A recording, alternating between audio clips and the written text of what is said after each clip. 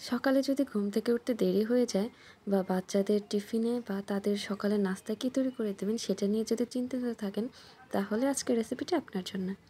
মাত্র 5 মিনিটে হেলদি একটা নাস্তার রেসিপি শেয়ার করব। আসসালামু আলাইকুম, welcome back to another new recipe. চলুন সুজি দিয়ে খুব সহজেই একটা নাস্তার রেসিপি শেয়ার করি। তার জন্য আমি এখানে হাফ কাপ পরিমাণ সুজি নিয়েছি। অল্প উপকরণে দেখাচ্ছি, কেউ চাইলে বেশি উপকরণ দিয়ে বেশি করে তৈরি করে নিতে পারেন। অল্প একটু লবণ দিয়ে বা স্বাদ অনুযায়ী লবণ দিয়েছি। এবার দিব হচ্ছে হাফ চা চামচ পরিমাণ ধনিয়া আর হচ্ছে সামান্য পরিমাণ হলুদের গুঁড়া।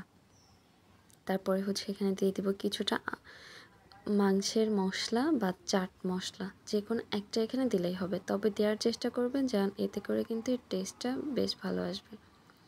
এরপরে হচ্ছে এখানে দিয়েছি সামান্য পরিমাণ জিরা, তারপর হচ্ছে একটু কালো জিরা আর খুবই সামান্য পরিমাণ চিনি। চিনিটা দিচ্ছি সব কিছুকে ব্যালেন্স করতে। এখানে একটা নুডলসের মশলা দিয়ে দিচ্ছি, এখানে যে কোনো ধরনের নুডলসের মশলা দিয়ে আর দিয়ে দিচ্ছি একটা ডিম। যে কোনো ধরনের ডিম এখানে দিতে পারেন। আর আমি এখানে যা যা ব্যবহার করেছি সবগুলো কিন্তু হেলদি। তার উপরে এটা বানাবো একদমই তেল ছাড়া। বাচ্চাদের জন্য তো হেলদি একটা নাস্তা আছে, তার সাথে বড়দের জন্য ঝটপট হেলদি একটা নাস্তা হতে পারে। অনেক সময় ঘুম থেকে উঠতে কিন্তু দেরি হয়েই যায়, ছুটির দিনে বা অনেক সময় অনেক দিনে দেরি হয়, তাই এরকম ঝটপট উঠে এই নাস্তাটি তৈরি করলে ভরপুর খাওয়াও যাবে আর সবাই খুশিও হবে। তারপর একটু একটু করে পানি দিয়ে একটা ঘন ব্যাটার তৈরি করছি। দেখতেই পাচ্ছেন আস্তে আস্তে এটা সুন্দরভাবে মিশিয়ে নিচ্ছি।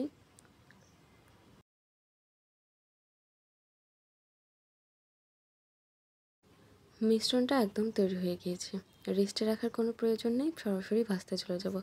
এখানে আমি তেল ইউজ করে নিই, দিয়েছি ঘি, তবে চাইলে এখানে বাটারও দিতে পারেন। তারপর হচ্ছে বড় এক চামচ পরিমাণ ব্যাটার ফ্রাই প্যানে দিয়ে ছড়িয়ে দিয়েছি।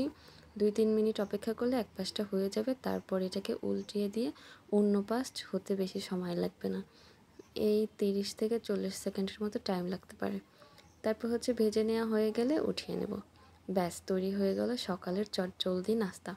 খেতে কিন্তু ভীষণ মজা হয়েছিল। আর একটা জিনিস হয়তো লক্ষ্য করেছেন, আমি এখানে কিন্তু কোনো প্রকার ঝাল ব্যবহার করিনি, কারণ আমি এটা আমার বাচ্চার জন্য তৈরি করেছিলাম। যদি আপনারা বড়দের জন্য তৈরি করেন, এখানে কিন্তু গোলমরিচের গুঁড়া বা কাঁচামরিচের কুচিও দিতে পারেন।